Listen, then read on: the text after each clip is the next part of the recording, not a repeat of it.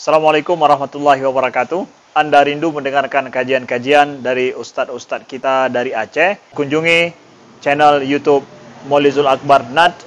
Subscribe, like, share, komen.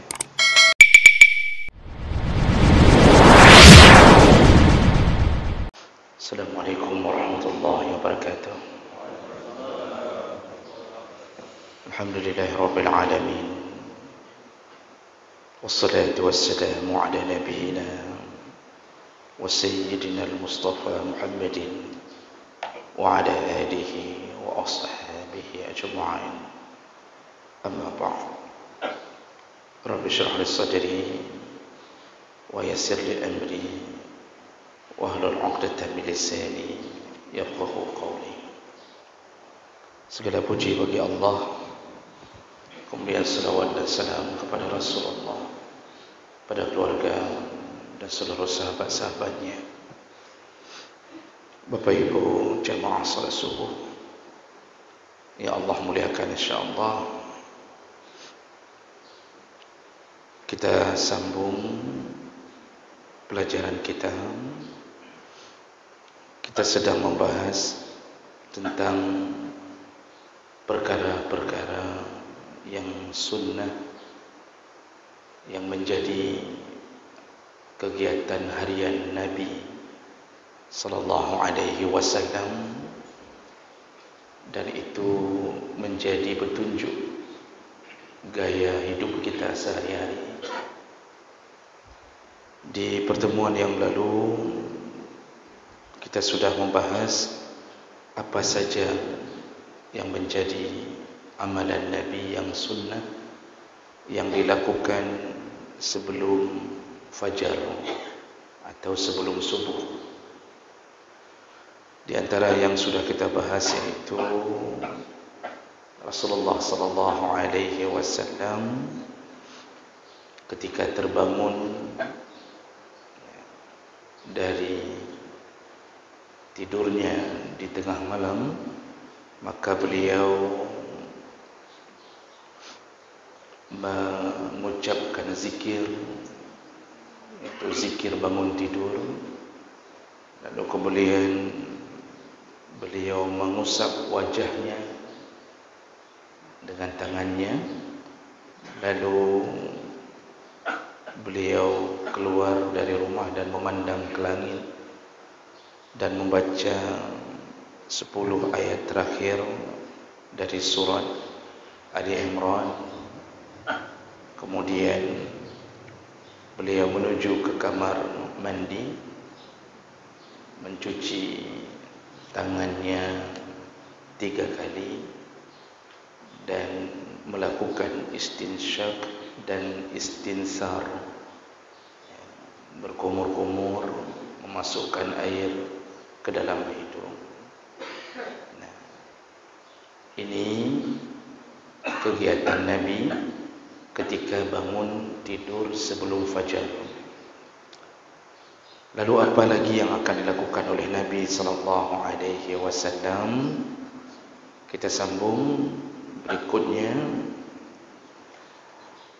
Nabi sallallahu alaihi wasallam berwudu. Nah, dalam proses berwudu ini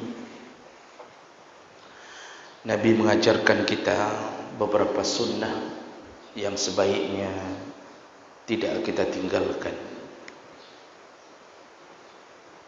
Apa saja dia?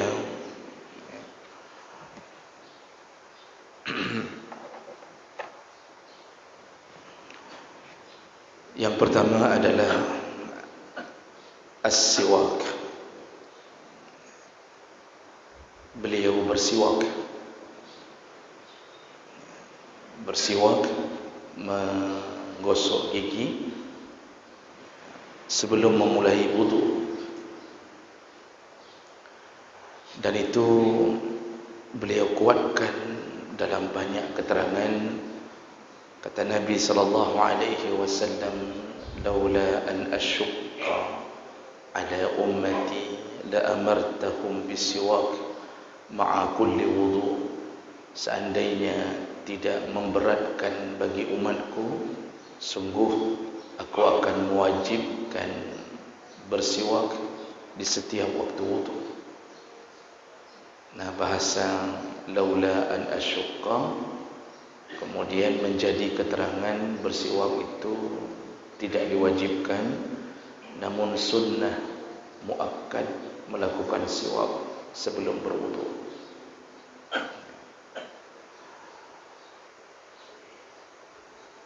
Aisyah radhiyallahu anha pernah mengatakan dalam hadis riwayat Muslim, kunna nu'iddu lahu siwakahu wa tahurahu. Kami, maksudnya kami para isteri, selalu menyiapkan alat bersiwak untuk Nabi sallallahu alaihi wasallam, untuk bersucinya Nabi. Fayab'atsuhu Allah ma syaa ay yab'atsahu min al-lail fayatasawwaku wa yatawadda wa yusalli. Ketika Nabi bangun dengan izin Allah di tengah malam, maka beliau selalu yatasawwak, selalu beliau memulai wudunya dengan bersiwak, wa yatawadda, baru beliau berwudu, wa yusalli, dan beliau salat. Nah, Bapak Ibu yang Allah muliakan, ini kita belum masuk ke dalam kegiatan setelah fajar. Ini masih kegiatan Nabi sebelum fajar. Jadi kuat sekali suruhan untuk bersiwak, dan Nabi senang bersiwak. Ada satu hadis dengan derajat yang kuat, bahkan Nabi sallallahu alaihi wasallam sebelum meninggal itu sempat disiwakkan oleh Aisyah radhiyallahu anha.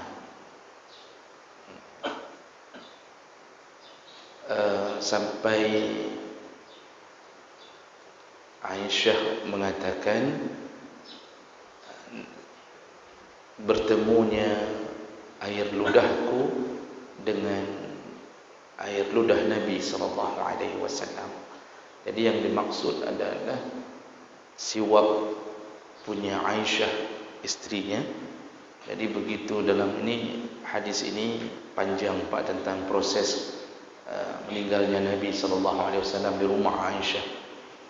Jadi Nabi kebetulan meninggal di rumah Aisyah, dan itu memang hari-harinya Aisyah, jadwal Nabi di tempat Aisyah, disebutkan dalam banyak keterangan.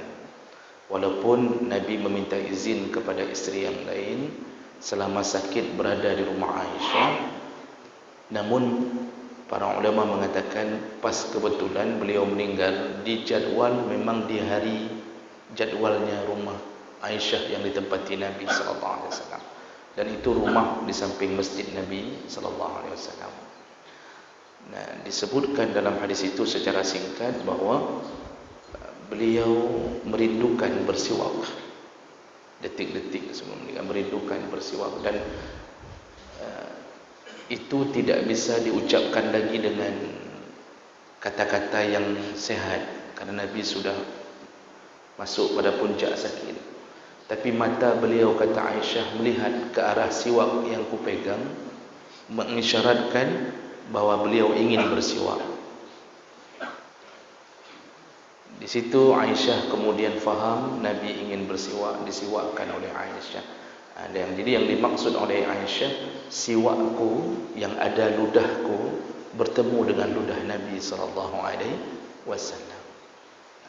Memang Nabi kalau dengan isteri-istrinya itu tidak ada batas. Romantisnya Nabi, harmonisnya Nabi, sampai urusan air ludah beliau tidak memilah. Maka hadis yang lain menyebutkan kalau beliau minum, beliau mencari bekasan bibir Aisyah. Jadi kalau satu gelas beliau mau minum, beliau mencari bekasan bibir Aisyah. Sampai segitunya beliau mencintai istrinya.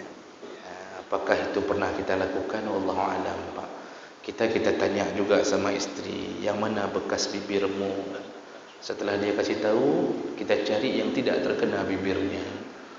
Rupanya udah tanya gubek geneng. Akhirnya dapatnya di ujung gelas di atas gagang. Nabi memang begitu dengan hidup istri. Makanya begitu cintanya istri kepada Nabi, begitu cintanya Nabi pada istri. Sampai siwak Aisyah radhiyallahu anha beliau pakai. Jadi apa yang mau disebutkan di sini? Siwak itu menjadi bahagian hari-hari Nabi sallallahu alaihi wasallam. Dan sunnahnya bersiwak itu adalah ketika wudu. Ketika wudu, tidak mesti harus 5 waktu.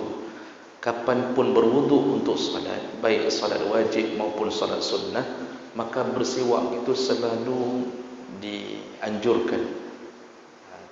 Karena hubungannya berkaitan dengan kenyamanan diri sendiri, mendapatkan kekhusyuan. Malaikat kemudian mendekat dengan orang yang bau mulutnya bagus, sekaligus memberi kenyamanan pada orang-orang yang berada di samping kanan kita, samping kanan kiri kita. Malaikat itu tidak suka kalau ada orang yang salat mulutnya berbau. Maka dalam hadis disebutkan, ketika seseorang man akala basalan aw sauman aw qurrasan, jadi kata Rasulullah, siapa yang memakan bawang merah, bawang putih dan kurras. Kurras itu seperti bawang bombay lain model, dan dia kemudian pergi salat dengan membawa bau itu, tidak disikat giginya. Apa kata Nabi? Malaikat pun tersakiti. Jangankan orang samping kanan kiri, malaikat pun tersakiti. Makanya malaikat tidak suka berteman dengan orang yang berbau mulut, terutama di waktu ibadahnya. Maka paling penting untuk tak sikat gigi. Namun sekali lagi jangan salah memahami, sikat gigi itu tujuannya menghilangkan bau mulut. Itu tujuannya, ilahnya itu.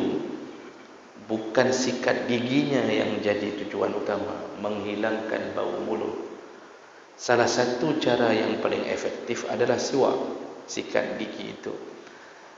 Jadi kalau kita salah faham, kita kadang-kadang menggunakan kayu siwak itu tidak dicuci-cuci.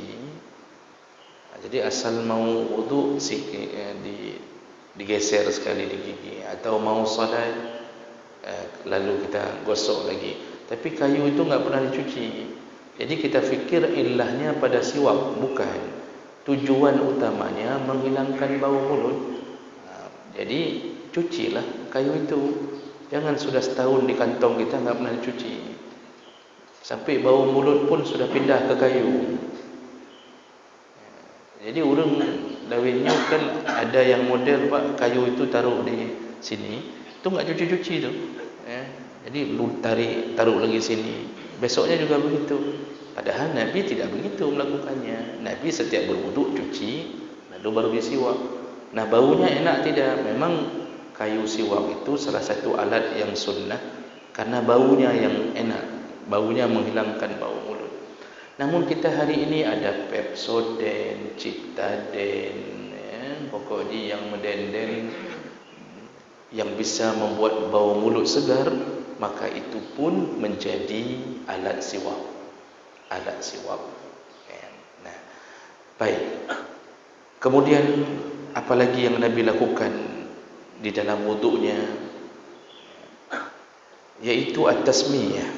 Nabi berwuduk dengan membaca bismillah. Rasulullah sallallahu alaihi wasallam dijelaskan oleh para sahabat melalui Anas bin Malik radhiyallahu anhu, kata Rasulullah, hal ma'a ahadikum ma'un, ada yang membawa air di antara kalian? Fa'utiya bima'in fawada'a yadahu fil ina allazi fihi al-ma', lalu didatangkanlah air ke hadapan Nabi, bejana yang ada isi air. Summa qala tawaddau bismillah, lalu Nabi berpesan pada sahabat, kalau engkau mulai berwudu, berwudulah dengan bismillah. Kalau engkau mulai berwudu, berwudulah dengan bismillah. Dalam hadis yang lain Rasulullah mengatakan melalui Abu Hurairah, la wudu'a liman lam yazkur ismallah, tidak ada wudu bagi mereka yang tidak membaca bismillah. Hadis ini bukan bermakna tidak sah wudu tanpa bismillah, tetapi tidak baik berwudu tanpa memulai dengan bismillah.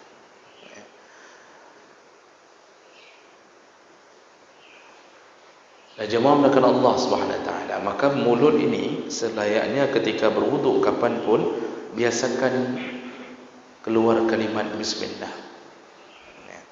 Jadi bahasa tasmiyah itu yang dimaksud bismillah. Kalau disebut basmalah, baru yang dimaksud adalah bismillahirrahmanirrahim. Jadi begitu mulai wudu, bismillah. Habis sikat gigi.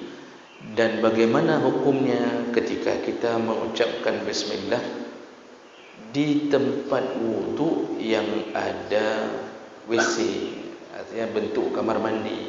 Di sini yang dimakruhkan melafazkan.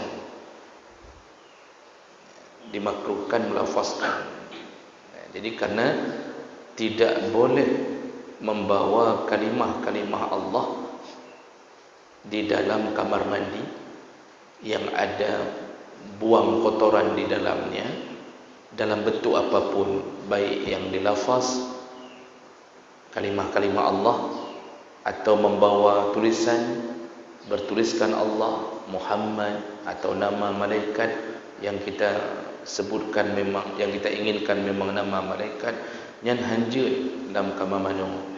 Jadi orang yang berwudu di kamar mandi jangan lafazkan bismillah. Para ulama mengatakan cukup bersihkan di dalam hati. Inilah makanya kenapa tempat wudu tidak baik dibuat di dalam kamar mandi. Makruh. Bahkan jangankan bismillahnya saja. Kalau bismillah itu sudah mendekati haram itu untuk dibaca di dalam kamar mandi. Karena Rasulullah kalau mulai masuk kamar mandi, beliau melepaskan cincinnya. Kenapa dilepaskan? Karena tertulis kalimah Muhammadur Rasulullah. Anjur tak main peci yang bertulis la ilaha illallah, itu enggak boleh dibawa ke kamar mandi. Jangankan mengucapkan bismillah dalam WC atau kamar mandi, berwudu saja pun di tempat yang ada WC-nya, para jumhur ulama mengatakan makruh. Dan ini sudah menjadi gaya hidup kita sehari-hari. Jadi di situ bak kamar mandi, di sampingnya WC, lalu kita berwudu. Jadi tidak ada tempat wudu khusus. Ini yang perlu kita perbaiki.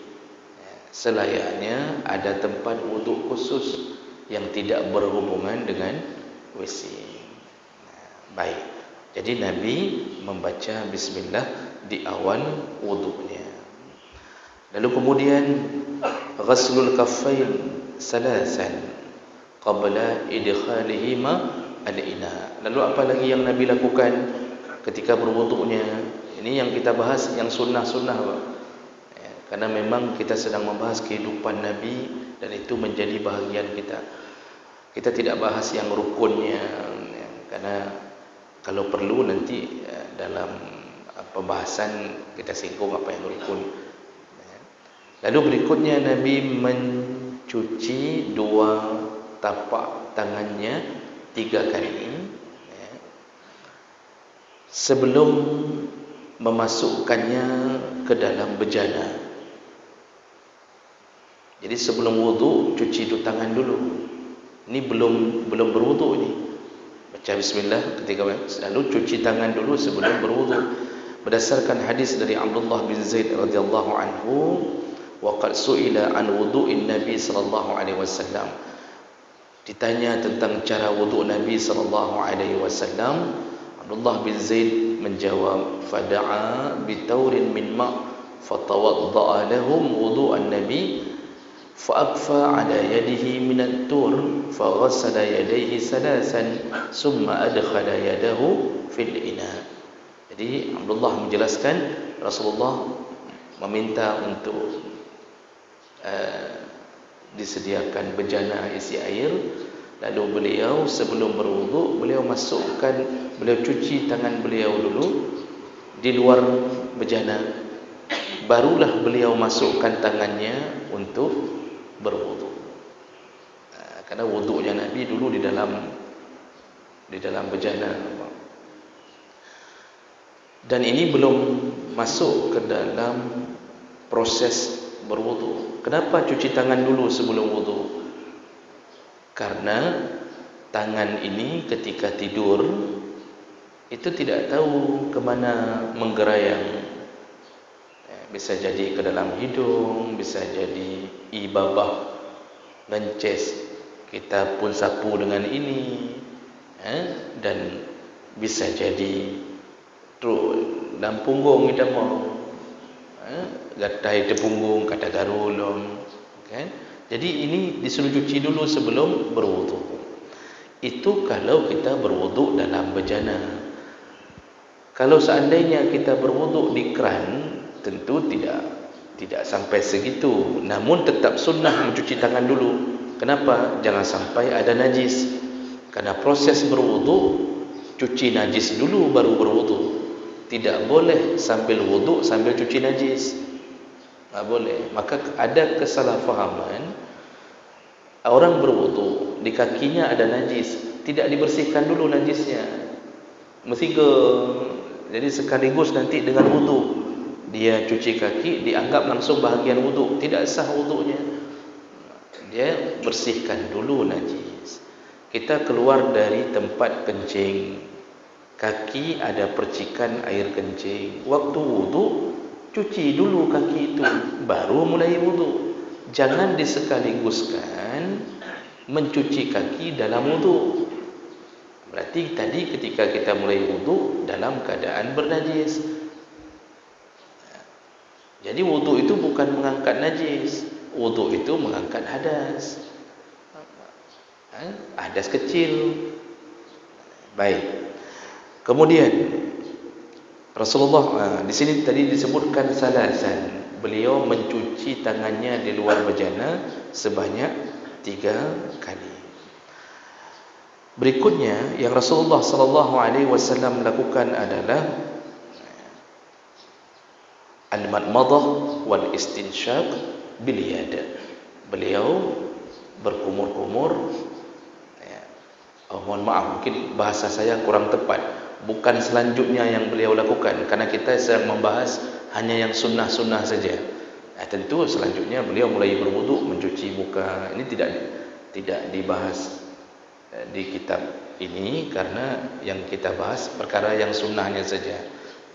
Nah, sunnah berikutnya yang beliau tidak tinggalkan adalah dalam wudu beliau madmadah wal istinsyaq, berkumur-kumur, memasukkan air ke dalam rongga hidung, lalu kemudian istinsar dikeluarkan, dikeluarkan.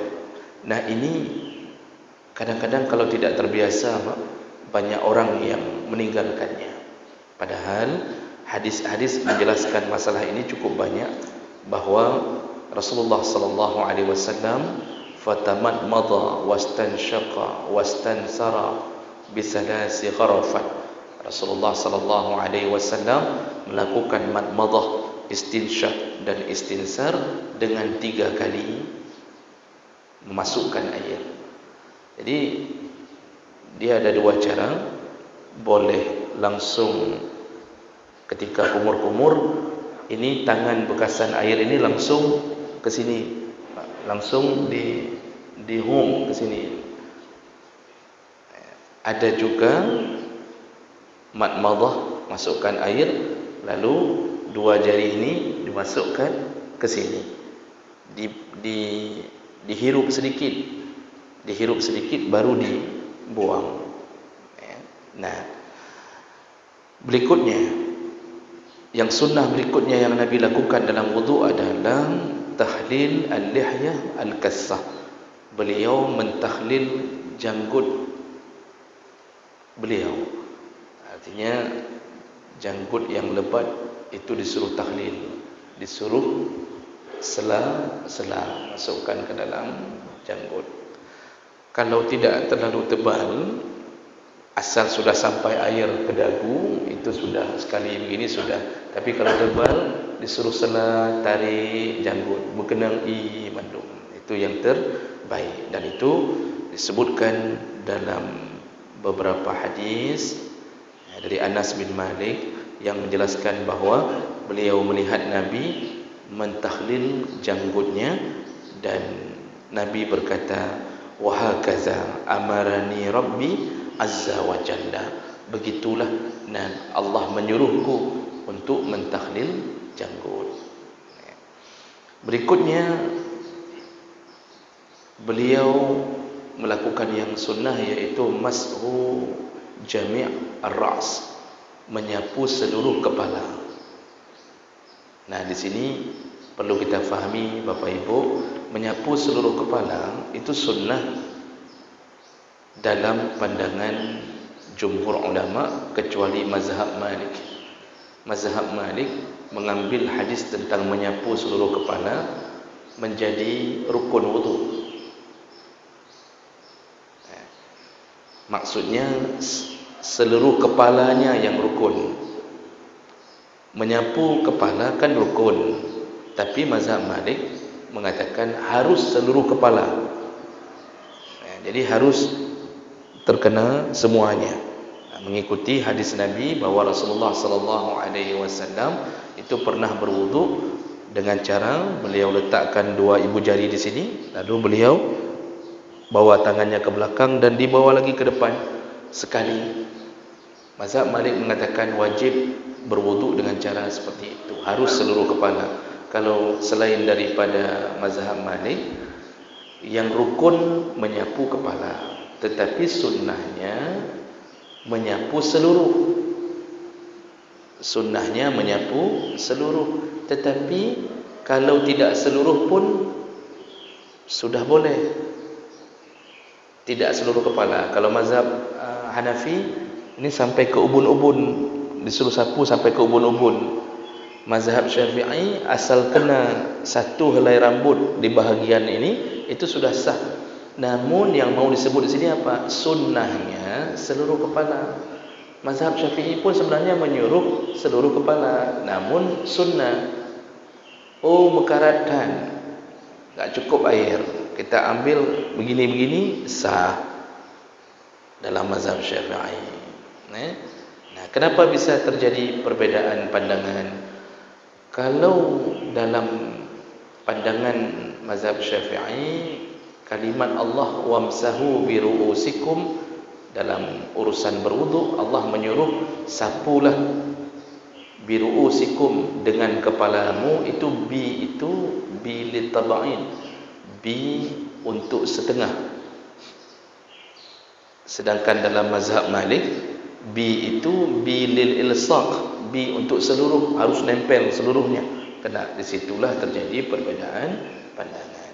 Baik, sedikit lagi, kemudian Nabi SAW mengamalkan yang sunnah yang lain adalah menyapu al-uzunain, menyapu kedua telinga, berdasarkan hadis riwayat Ibnu Abbas. Nah, menyapu kedua telinga ini juga terjadi perbedaan pandangan.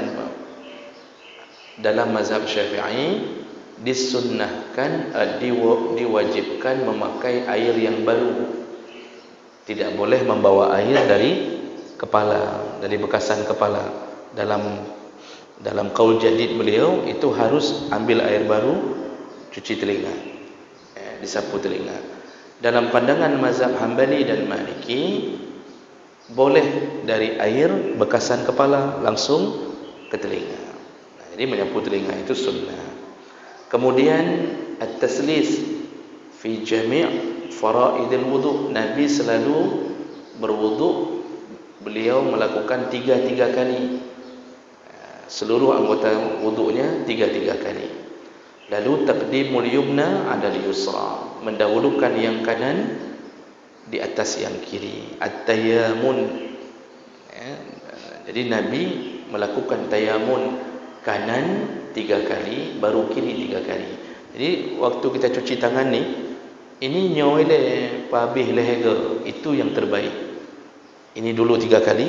Kita tahu 3 kali apakah karena siraman air atau karena digosok. Ukuran 3 kali itu digosok, bukan karena siraman air. Jadi naurung hana gosok-gosok, getik di miyupi, getarik dong, getik miyupi. Jadi standar 3 kali itu adalah ketika dalam sekali gosok, udah, baru cuci lagi. Jadi ada orang yang kadang-kadang siram dengan satu gayung, siram. Padahal dia tidak gosok. Nanti salah satu sunnahnya melakukan dalak. Dalak itu digosok dengan tangan, dialirkan tangan ke atas kulit yang diwudukan. Nah, baru berikutnya ad-dalak. Nah, ini disebutkan seperti saya sebutkan tadi, ad-dalak. Nabi menyuruh menggosok. Berikutnya al-muwalat.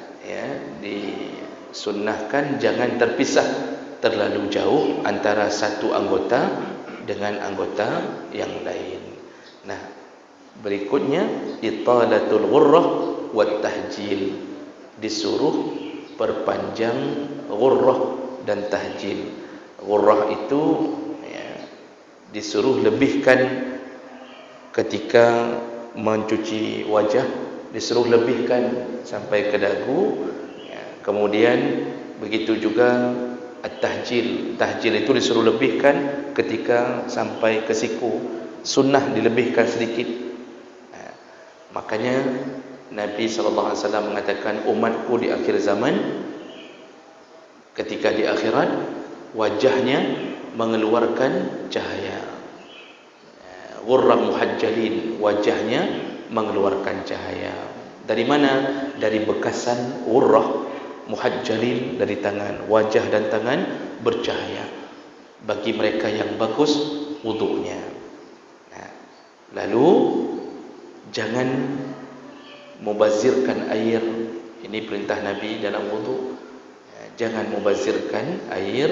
Disunnahkan ketika wudu menghadap ke kiblat.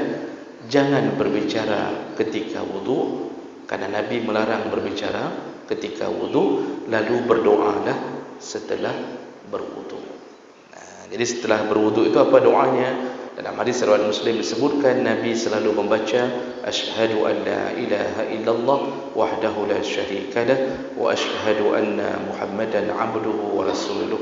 Disambung dalam hadis riwayat Tirmizi, Allahumma ja'alni minat tawwabin waj'alni minal mutatahhirin. Lalu disambung lagi waj'alni min ibadikas salihin. Begitulah Nabi mengajarkan perkara yang sunnah di dalam wudu beliau. Bapak Ibu, kalau ini kita lakukan dengan baik, maka setiap tetesan air yang jatuh dari wudu kita mengampunkan dosa-dosa kita.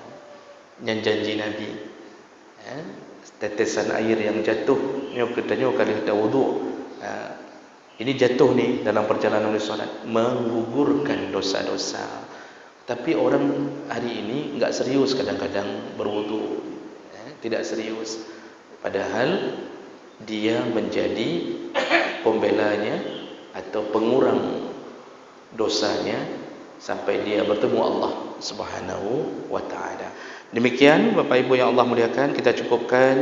Subhanakallahumma bihamdik asyhadu an la ilaha illa anta astaghfiruka wa atubu ilaik. Wassalamualaikum warahmatullahi wabarakatuh.